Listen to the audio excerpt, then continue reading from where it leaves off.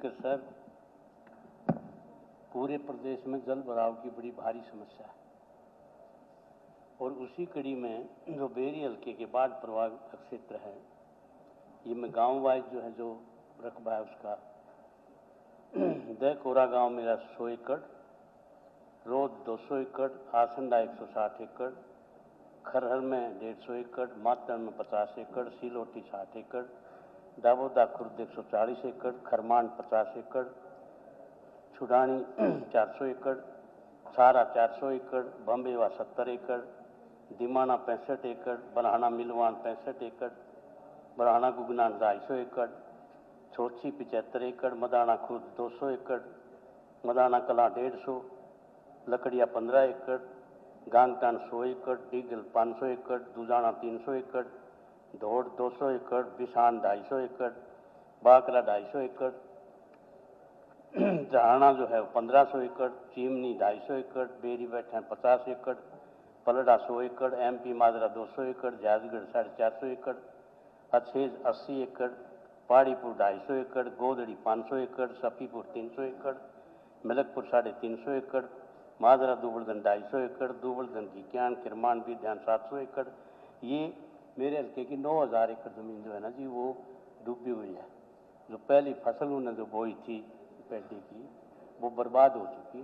तो मेरा निवेदन है कि इसका पानी जल्दी से जल्दी निकाला जाए ताकि अगली फसल की बुआई हो जाए और इसका जो स्पेशल गिरदावरी करके इसका मुआवजा जो है वो मिलना चाहिए। इसके साथ साथ बेरी हल्के के तकरीबन गांव में गलियों में भी जल भराव की स्थिति है वो दूर करी जाए। और 52 पंचायतें हैं डिप्टी स्पीकर सर और एक कमेटी है, इनके एस्टीमेट आए हुए हैं 1 साल से, कोई पैसा किसी गांव में नहीं गया। तो मेरा आपके माध्यम से सरकार से निवेदन है कि ये जो एस्टीमेट आए हैं सरपंच के कमेटी के चेयरमैन के, ये एस्टीमेट पास करके भिजवाए जाएं ताकि सबका साथ सबका विकास जो आपका नारा है वो जो है फलीभूत हो। और इसके साथ 52 गांवों की जो जी खेतों के रास्ते हैं वो मैंने पिछली बार भी उठाया था, बड़ी भारी समस्या है, तो वो जो है पक्के करवाए जाएं, ये मेरी मांग है। इस वजह तो 240 हुए हैं जी। और जो दलित समाज की जो चौपालें पूरे हल्के में, मतलब चाहे वाल्मीकि समाज की हैं और रविदासिया समाज की हैं या कबीरदासिया की, इस तरह से कुम्हार समाज, ये चौपालें जो है जी तकरीबन जो है वो काफ़ी जीर्ण शीर्ण अवस्था में है। तो इनका एक में पहले भी ये बात आई थी जी, मुख्यमंत्री जी जो है घोषणा करके आए थे कि बेरी में कॉलेज बनेगा 2016, 9 साल हो गए जी। मतलब कोई तो कथनी करनी में कहीं ना कहीं तो है 9 साल ज़्यादा हो गए, 9 साल इंतजार और कर लो। 9 साल सुन नहीं तो ये जाएंगे जी, अब तो जल्दी जाएंगे। तो एक हमारे बेरी के और डीगल गांव की जो लड़कियों के कॉलेज की है, ये हमारी मांग पूरी करी जाए। विधायक प्रमोद विज जी। धन्यवाद उपाध्यक्ष जी। पानीपत हम सब जानते हैं इंडस्ट्रियल टाउन और बहुत ज़्यादा पॉपुलेशन है और प्लस इसमें माइग्रेटेड लेबर बहुत है। समस्याएं अपनी है लेकिन उनका हल भी है। मैं मुख्यमंत्री माननीय नायब सिंह सैनी जी का और पूर्व मुख्यमंत्री आदरणीय मनोहर लाल जी का बहुत धन्यवाद करना चाहूँगा कि पानीपत में उन्होंने जिस तरह से विकास की झड़ी लगाई, आज पानीपत के अंदर मैं आपको बताना चाहूँगा कि indoor stadium, auditorium, fire station, बड़े बड़े स्कूल, सभी जो मुख्य मार्ग हैं 4 लेनिंग उसकी हो रही है, बहुत सारे अंडरपास बन रहे हैं और साथ ही साथ बहुत सारे रेलवे ओवर ब्रिजेज भी हमारे यहाँ निर्माणाधीन है। बहुत बड़ा मदर एंड चाइल्ड हॉस्पिटल बन रहा है और हमने बहुत सारे कम्युनिटी हॉल भी बनाए और खास करके अब GT रोड का निर्माण भी जो है वाइडनिंग चल रही है। समस्याएं थी उनका हल भी दिया सरकार ने, लेकिन अभी भी कुछ ऐसी डिमांड्स हैं जिसका मैं आपके माध्यम से सरकार का ध्यान दिलवाना चाहूँगा। हमारे कुछ प्रोजेक्ट है जो CM साहब ने ऑलरेडी अनाउंसमेंट उसकी की हुई है, उसमें जो गति पकड़ने की बात है उसको तेजी से करने का। कुछ सीवरेज सिस्टम हमारे HSBB के सेक्टर 11-12 में, बिशन स्वरूप कॉलोनी के अंदर सीवरेज सिस्टम में और स्ट्रॉन्ग वाटर सिस्टम में उसकी अनाउंसमेंट हुई है। हमारा एक रेन्यूअल प्रोजेक्ट है पानीपत के लिए, लगभग ये 1300 करोड़ रुपए का प्रोजेक्ट है जो सीएम अनाउंसमेंट के अंदर है, इसमें तेजी लानी पड़ेगी। और साथ ही साथ एक हमारा टाउनशिप कम्युनिटी हॉल है, उसका निर्माण तेजी से करना होगा। ये हमारी रिक्वेस्ट है माननीय मुख्यमंत्री जी से। और हमारे एक 5 प्रोजेक्ट हैं जो सीएम साहब ने अनाउंस किए हैं, उसमें तेजी लाने के लिए रिक्वेस्ट कर रहा हूँ।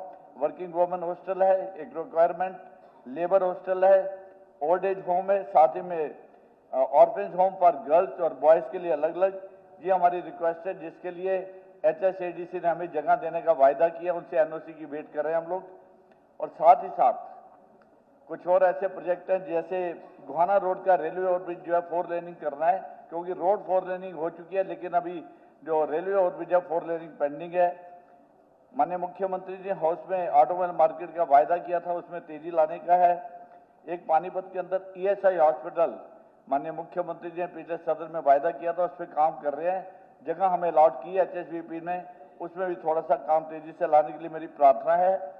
पानीपत के अंदर जो UHBBN का ऑफिस है लगभग 80 साल पुराना है और जर्जर हालत में बिल्डिंग है, कभी भी हादसा हो सकता है। मैं माननीय मुख्यमंत्री से आग्रह करूंगा उसका निर्माण जल्दी किया जाए। और एक पानीपत के अंदर जो कि GD रोड पे बहुत रश है, हमारी एक रिक्वेस्ट है कि एक बेंच स्क्वायर हमें HSBP के सेक्टर में दे दिया जाए। पानीपत बीइंग इंडस्ट्रियल टाउन, वहाँ पे एक रिक्वेस्ट है कि टेक्सटाइल यूनिवर्सिटी हमें दी जाए ताकि वहाँ के बच्चे वहीं से ग्रेजुएट होके उनको काम भी मिलेगा। और एक पानीपत के लिए घोषणा हुई थी पिछले बजट के अंदर 250 करोड़ रुपए का प्रावधान है एग्जीबिशन हॉल के लिए। इसके लिए मेरी प्रार्थना है कि इस काम को जल्दी किया जाए। विधायक चंद्र प्रकाश एक जी। ट्रेन नंबर 1 के लिए भी काम जितनी जल्दी। धन्यवाद अध्यक्ष जी। हमारे आदमपुर के अभी जो पीछे बारिश हुई थी वहाँ और ड्रेन के ओवरफ्लो होने की वजह से बहुत से गांव में खड़ी फसलें बर्बाद हुई हैं। ये गांव है आर्यनगर, पातन, सीसवाल, कोहली, लाडवी, दड़ोली, चूली खुर्द, चूली कलां, चूली बागड़ियान, बालसमंद, सदलपुर, किशनगढ़ और खारा बरवाला। इन फसलों का किसानों को मुआवजा दिया जाए और जो आबादी के साथ लगते हुए गांव है वहाँ पे ड्रेन की लाइनिंग की जाए। दूसरा है कि काडा विभाग की तरफ से किसानों के जो खाल पक्के करने की प्रपोजल आई थी और काफ़ी करोड़ों में आई है, जो 20 साल के बाद जिनकी रिपेयर होनी चाहिए, तो वो प्रपोजल अभी पेंडिंग है, वो क्लियर की जाए। हमारे आदमपुर हल्के की 22 सड़कें नई हैं जो कि अभी बनाई जानी है। इसके साथ साथ मेरा मंत्री जी बैठे हैं, यहाँ पे सुझाव है कि हिसार से बालसमंद, बालसमंद से भादरा नौर नेशनल हाईवे में लिया जाए, स्कीम में लिया जाए। और बरवाला, अगरोहा, आदमपुर मंडी और भादरा से आगे नौर होते हुए ये नेशनल हाईवे स्कीम में लिया जाए, क्योंकि मंत्री जी का हल्का भी बरवाला है और अगरोहा और कई इसमें हल्के आते हैं। और ये आगे नौर, भादरा, हनुमानगढ़ से आगे कनेक्ट करेगा जो national highway, mega national highway बने हुए हैं। इसके साथ साथ हिसार एक बहुत ही पुराना ऐतिहासिक शहर है। यहाँ पे हमारा 27 एकड़ में हॉस्पिटल है, उसकी हालत कोई अच्छी नहीं है, तो नया हॉस्पिटल बनाया जाए। वहाँ पे 27 एकड़ ज़मीन है और शहर के बिल्कुल बीच में है। हिसार वैसे ही बड़ा इम्पोर्टेंट टाउन है, ज़िला है। इसके साथ साथ जो हमारा एग्रसेन मेडिकल कॉलेज है, वहाँ पे कैंसर इंस्टीट्यूट के लिए प्रपोजल आया हुआ है, उसको एक्सपीडाइट करके उसकी मंजूरी दी जाए। हमारे बालसमंद और आर्यनगर 2 बड़े गांव हैं, उनके अंदर पंचायत के पास पंचायत की ज़मीन काफ़ी उपलब्ध है। वहाँ पे IIT या दूसरी प्रपोजल्स का गांव की तरफ से प्रस्ताव है, तो उस बारे में विचार किया जाए। हमारे आदमपुर में Siswal, CHC, PHC, Balsamand, Dobby, Nyoli और चूली में हमारा कोई मेडिकल स्टाफ नहीं है, पैरामेडिकल स्टाफ किसी किस्म का नहीं है। आखिरी में मेरा यही एक अनुरोध है कि OBC कैटेगरी में आज तक जगह जगह सम्मेलन आयोजित किए जा रहे हैं, तो मेरा ये है कि जो 27% आरक्षण की बात है, BC-A को 16% और BC-B को 11%, उसके बारे में पीछे मांग भी की थी भिवानी में, लेकिन वो सोशल मीडिया में आया कि सरकार ने मंजूर कर ली, उसके बारे में क्लैरिफाई किया जाए। और उस मांग को माना जाए, ये हमारी तरफ से मांग है, क्योंकि भारत सरकार की तरफ से 27% पहले से रिजर्व है। धन्यवाद अध्यक्ष। धन्यवाद स्पीकर सर। स्पीकर महोदय, पिछले दिनों भारी बारिश के कारण जल भराव बहुत हो गया था, तो फतेहाबाद विधानसभा में काफी किसानों की फसल जल भराव की वजह से खराब हो गई थी। आज भी भट्टू कला में हजारों किसानों ने भट्टू तहसीलदार को जल भराव पर स्पेशल गिरदावरी करने के लिए, मुआवजे की मांग के लिए और जल्दी पानी निकासी के लिए ज्ञापन दिया है। मेरी भी सरकार से मांग है कि जहां जहां जल भराव है उसको तुरंत निकासी की जाए, इसकी स्पेशल गिरदावरी की जाए और कम से कम प्रति एकड़ 50,000 रुपये का मुआवजा दिया जाए, ताकि आने वाली सरसों और गेहूं की फसल किसान आसानी से बीज सकें। और उसके साथ साथ speaker sir, ALM, SA, SSA ये लोग बड़े जोखिम भरे काम वातावरण में काम करते हैं। ये भी पुलिस डिपार्टमेंट की तरह रिस्क अलाउंस की मांग करते हैं और सेफ्टी किट की मांग करते हैं। तो मेरा सरकार से निवेदन है कि इन कर्मचारियों को भी आप रिस्क अलाउंस दें पुलिस डिपार्टमेंट पैटर्न पे और एक सेफ्टी किट उपलब्ध कराने का काम करें। और इसी तरह स्पीकर सर, हमारे डिस्ट्रिक्ट लेवल पे लाइब्रेरी का एक बड़ा मुद्दा है। पिछले 6-7 महीने से पहले लाइब्रेरी चलती थी BDO ब्लॉक में, वो BNR ने बिल्डिंग कंडेम कर दी। उसके बाद फतेहाबाद उपायुक्त ने उसको शिफ्ट कर दिया बस स्टैंड के ऊपर। बस स्टैंड फतेहाबाद से 5 किलोमीटर दूर है, बच्चे वहां पे जा नहीं सकते।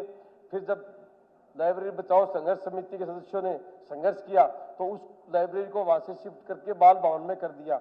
वहां पे पहले चिल्ड्रन लाइब्रेरी चल रही है ना, तो पहले वाली लाइब्रेरी वहां पे ठीक चल रही, चिल्ड्रन लाइब्रेरी शिफ्ट होगी। अब किताबें तो पड़ी है बस स्टैंड पे और लाइब्रेरी चल रही है बाल भवन में। मेरा सरकार से निवेदन है कि लाइब्रेरी बचाओ संघर्ष समिति के पदाधिकारी और प्रशासन की एक कमेटी बना दी जाए जो स्ट्रांगली रिकमेंडेड करें, उस जगह पे लाइब्रेरी खुलनी चाहिए। और मेरा सुझाव है सरकार को, पुराने बस स्टैंड में पंचायत घर है, वहां पे 2 हॉल बहुत बड़े बड़े हैं, वो हॉल खाली पड़े हैं। वहां पे सरकार को जब तक नई बिल्डिंग ना बढ़े जिला स्तरीय लाइब्रेरी वहां पे चलानी चाहिए, ताकि गरीब घरों के बच्चे जो वहाँ पे अपनी प्रैक्टिस करने आते हैं लाइब्रेरी में। स्पीकर सर, कोई धरना सेठों का बच्चा प्रैक्टिस करने नहीं आता, मध्यम वर्गीय निम्न स्तर के बच्चे आते हैं। उनकी सुविधा के लिए सरकार को संवेदनशीलता दिखाते हुए डिस्ट्रिक्ट स्तर की लाइब्रेरी पंचायत घर में शुरू करनी चाहिए। और उसी तरह से हमारे यहाँ पे कॉलेज है जो एक हायर एजुकेशन की डाइट बिल्डिंग है, उसके अंदर चल रहा है। लेकिन स्पीकर सर, बड़े ताजुब की बात है, वहाँ पे 11 सब्जेक्ट है और सिर्फ 4 सब्जेक्ट के वहाँ पे लेक्चरर है। और इससे भी बड़ी दुर्भाग्य की बात है कि 2 साल हो गए कॉलेज मंजूर हुए, फाइनेंस डिपार्टमेंट अभी तक वहाँ पे पोस्ट भी सैंक्शन नहीं किए। वहाँ पे सिर्फ आपका higher education department on deputation भेज सकता है शिक्षक।